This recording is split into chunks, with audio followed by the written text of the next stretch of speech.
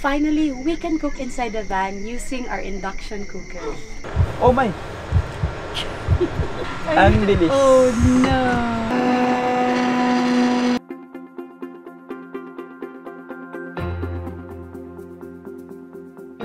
We're the Awaken family, and for the past 3 years, we've been living and traveling in our tiny home on wheels. After exploring incredible spots in Bukidnon, we felt ready for our biggest adventure yet, the Philippine Loop. But our journey is different. We're not just passing through places, we're living them, rooted in family, presence, and nature. This is Tiza, Earl, Summit, Space, and this is our home. Share this adventure with us and discover the Philippines through van life. Why would you look outside yourself when you have all of the world inside? 1, 2, 3, 4. If you're a van lifer, car camper, overlander, or just simply love camping and going outdoors, there's one thing based on our experience that is so essential para komportable kayo sa camping spots. And that's to have a portable power station. Meron kaming isi-share na product from EcoFlow. It's a new product from EcoFlow that might help you too. So this is the EcoFlow Delta 3. It has a capacity of 1,000 watt-hours with a rated output of 1,800 watts. Nung na-receive namin tong EcoFlow Delta 3, naka-decide kami to transition na lang into fully electric. So, electric naman talaga lahat ng gamit namin dito sa van.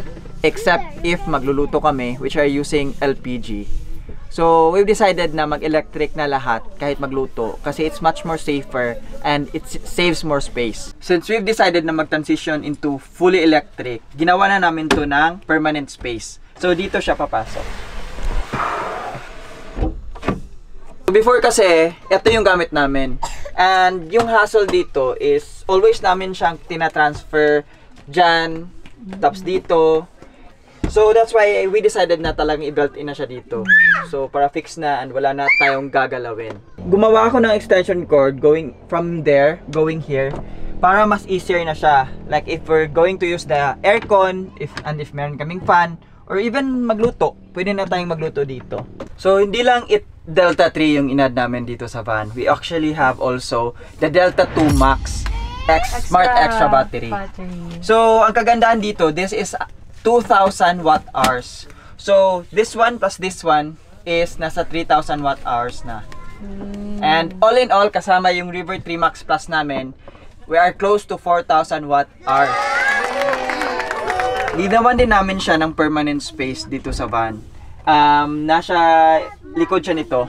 Kasi yan yung space na hindi talaga namin ginagamit. So, ni-maximize ko lang. So, dito na siya permanently. Kasi, below this one, ito, is yung tires. So, ni-maximize ko lang talaga yung space. Kasi ito yung space na talaga hindi namin ginagamit. So nasa may gilid siya. Yeah, sa may gilid siya. So, yung space na to, hindi siya na-occupy para kung meron kaming mga gamit, smooth siyang makakalabas doon sa front and ma-access siya front and back. So, hindi siya sagabal. The Delta 3 also works seamlessly with EcoFlow's extra batteries, and in our setup, we are using the Delta 2 Smart Extra battery, which already gives us plenty of extended runtime. But we really love that Delta 3 is not just limited to just one type of extra battery. It's compatible with multiple EcoFlow extra batteries. So if we need more energy soon, we can expand without replacing our entire power system. That kind of flexibility is long-term thinking, and on the road, it's something we've come to really appreciate. Good job on this, EcoFlow. So, ang kagandahan, since nasa likod lahat ng input ng Delta 3, mas easier siyang i-hide. So, yung ginawa ko, dito na yung port sa Smart Extra battery. Andito. So, yan. Bali, fix na siya dyan. Andito na rin yung car charger, which is powering our lights. And all of our 12 volts. Yan.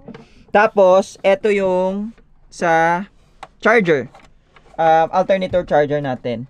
Tapos, ito, hindi pa tapos. This is actually, kung may 220 volts, ito yung magcha-charge dito sa ating kung meron tayong source. So hindi ko pa siya nagawan kasi in-order ko pa yung socket na pwedeng i-attach dito sa input niya.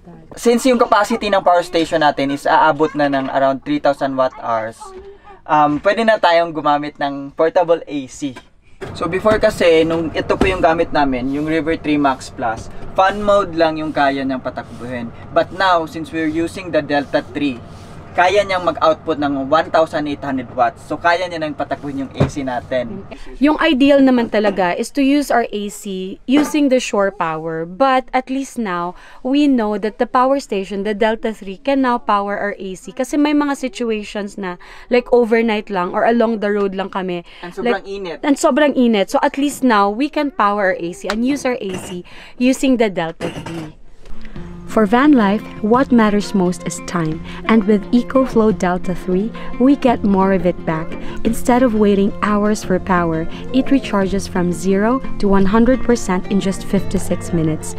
That means less time stuck charging and more time actually living, exploring, and doing what we love.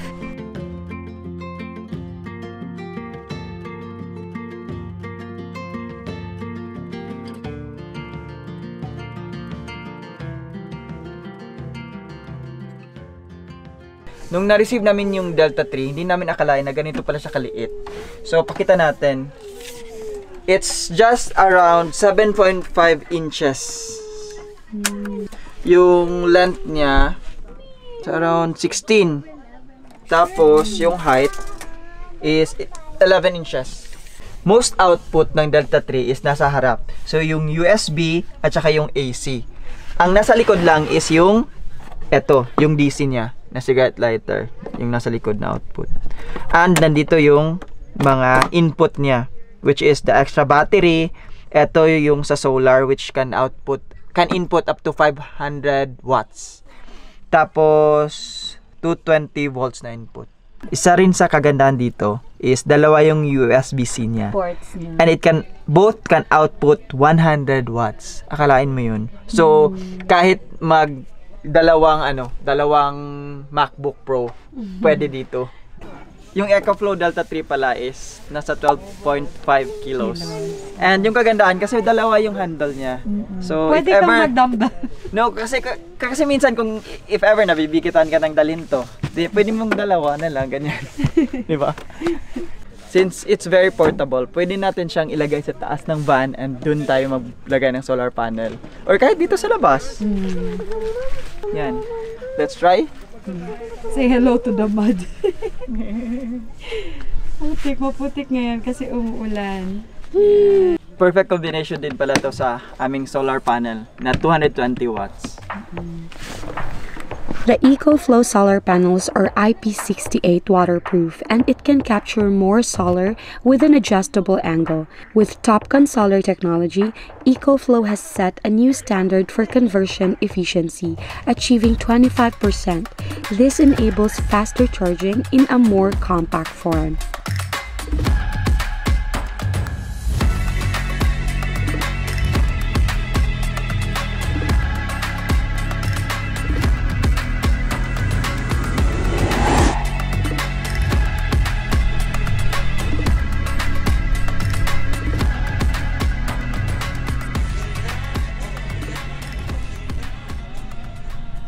Kahit na baka clouded dito at merong mga trees, nakaka-input pa rin siya.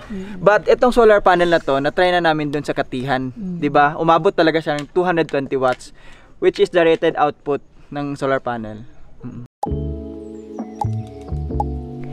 We also love how easy it is to move and store even in the tightest spaces, because for van life, portability isn't just convenient, it's essential. Reliable power without sacrificing the freedom to travel light. The Delta 3 makes that possible because it's compact, about the size of a microwave, designed to fit small spaces and built to move with us wherever the road takes us.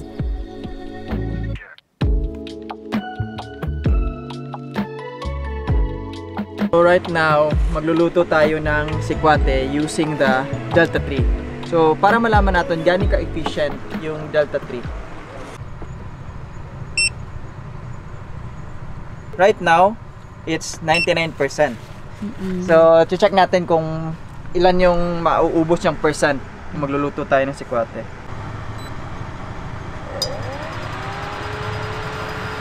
Yung consumption niya, nasa 1045 watts. But, hindi to naka-full. Nasa half pa lang. So, kung i-full to, tataas pa yan ang consumption. I-try natin lalab. Gawing From 99%, 98%. Taasan ko ng konti para mas madaling maluto. Yan. So, 1,280 watts yung consumption. So, why are we considering na mag-transition into fully electric? Especially sa pagluluto. Kasi number one, it's much more safer.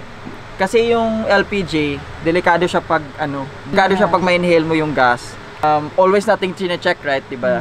So, although meron kami safety measures, but it's best. It's best talaga, mas safety talaga siya. To eliminate that risk.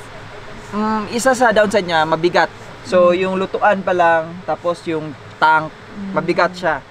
And isa din sa kagandahan sa pag-induction or electric is gaya nito, induction siya.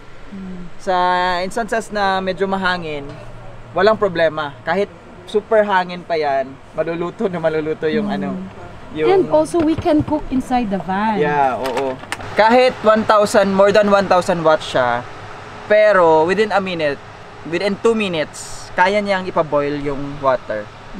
So, madali lang. So, efficient pa din siya. Isa din sa long-term plan namin, bakit gusto namin mag-transition into fully electric, para ma-free tong space na to. And eto. So, meron na tayong dito, pwede tayong maglagay dito ng fridge. Yeah, pull-out fridge. Or dito, ano pang pwede nating lagay dito, di ba? Storage. Yeah. So, meron tayong extra space kung Kasi malaki talaga to at saka mabigat. Yeah, bukal na siya. Oh my! Ang bilis! Ang bilis! Ang bilis! Oh no! Hindi lang. Sige, wag mo gusto. Can you please get wipes for Papa, anak, please? So yun nga, ang bilis. So I think more than a minute nag-boil na siya. Around 1 minute. Efficient pa din. Kahit yung consumption niya is nasa bumaba to 77 kasi na. Hininaan ko. Okay. 146 watts na lang. Yeah. So the more na gusto mo siya ipa-boil, mas tataas. Yan, luto na yan. Luto na siya. 99%, 9% yung nakuha nung nagluto tayo. So, kung eto lang, alone, kaya nating magluto up to 11 times, 'di ba, ng sikwate. But since nga meron pa tayong extra battery na 2,000 watt hours. So, times 2 dito, mga nasa around 30 plus times tayong makakaluto ng sikwate. So, ganun siya convenient sa amin. Hindi naman tayo magluluto 30 times in a day, di ba? Sobra naman yun. Iba-iba naman tayo ng appliances inside our vans or during camping. Kasi kami, wala kaming TV, wala kaming mga malalaking appliances. Ito lang yung shino namin, yung induction stove. Kasi ito yung pinakamalaki na consumption. Based sa... nasa mga 1,000 nasa mga 1,000, around 1,000 plus watts. Kasi aside from this, yung aircon usually shore power na lang naman talaga yung ginagamit namin. And yung fans, sobrang minimal lang yung makukuha. So, yung power station na to, it will last us mga how many days? Probably a week. It depends on how we use it. 1 week na yun, umaalis naman tayo. So, pwede tayo mag-charge through the alternator charger or through the solar panel. So, hindi talaga natin siguro mauubos. Except kung gagamitin natin yung aircon. So, yun nga guys, hindi kami nag-a-add ng sugar na. Wala na kaming sugar sa diet namin ni Taiza. And, yung ginagawa namin sa sikwate, nag-a-add kami ng, MCT, para maging creamy siya. Tapos, bine-blend namin para mag-mix yung oil properly. Yan. Para maging creamy. Ilang watts? Tingnan mo. 75, 34. Maliit lang pala yung consumption nito.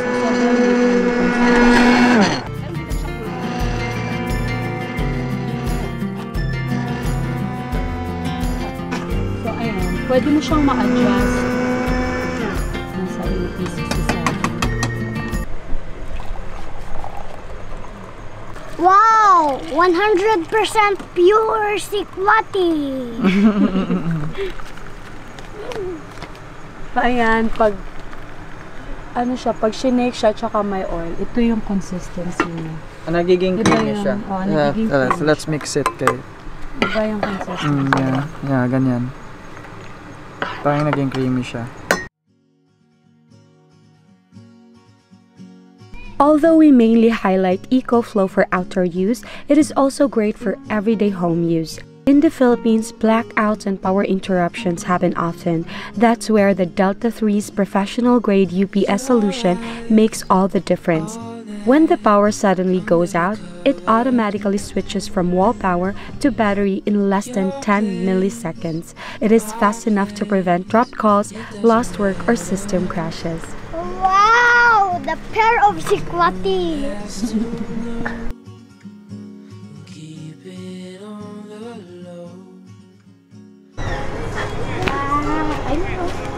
Since nga yung EcoFlow Delta 3 natin can output up to 1,800 watts, ito yung mga things na kaya natin gawin. Right now, we're boiling water. Yan.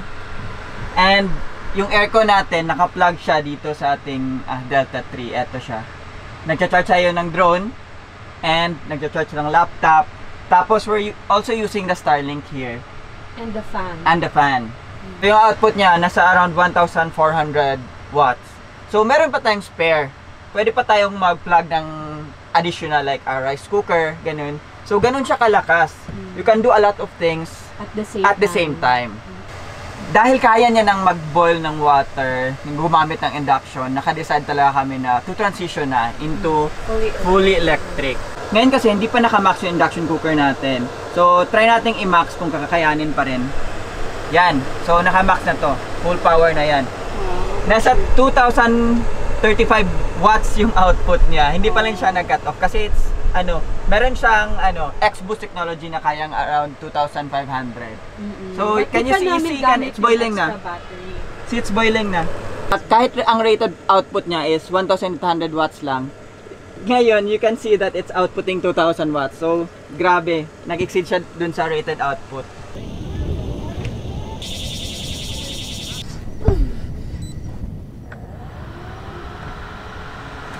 Finally, we can cook inside the van using our induction cooker. Video. 1,079. 84 oy! Iba-iba naman tayo ng need, but for us, this will truly work kasi nga, every day, once a day lang naman kami nagluluto ng main meals namin, and that's during dinner lang.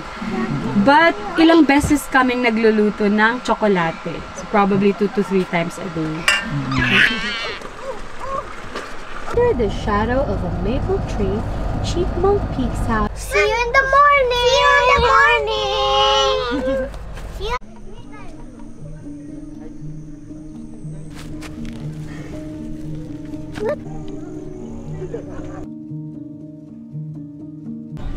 Papa. EcoFlow has an ongoing Double 9 promotion. So if you purchase the Delta 3 right now, you will get a free solar panel and a 5% discount. So use the QR code at the end of this video or our links below to purchase your own. Thank you so much for watching this video, guys, and don't forget to like and subscribe. Bye! And the 3 go! Like and subscribe! Bye! Bye-bye! See you in our next video! And push it!